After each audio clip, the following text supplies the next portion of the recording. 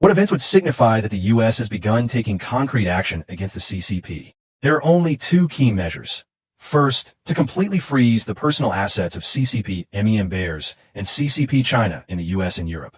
The second is restricting American media, internet, technology, business, investments, and law firms from operating in China. Without these two actions, any measures taken are ineffective. It is essential to impose absolute sanctions on the overseas assets of all CCP officials.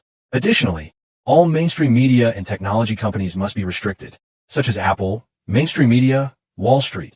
No investments or dealings with the CCP should be allowed. This approach should follow that of the Cold War era with the Soviet Union, where any communication required registration. Any collusion with the CCP must be recorded. Even more severe than decoupling is the designation of a hostile nation.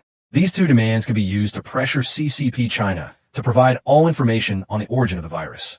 If the CCP doesn't do it, the West will impose sanctions, then the CCP will be forced to do it. Everything else is just for show. Internally, it's necessary to look within the U.S. judicial system and the Department of Justice. In particular, cases involving Higginbotham, Steve Wynn, and Elliot Brody, as well as cases involving Paul Hastings, PX, O'Melveny, and all bankruptcy judges in the Southern District. And all decisions by Connecticut judges must be fully investigated by Congress.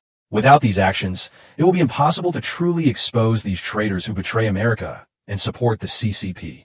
They won't be taken seriously. Another action is to issue an absolute order to Wall Street and tech companies internally. Anyone who has colluded with the CCP in the past must disclose the facts. Otherwise, it will not be effective.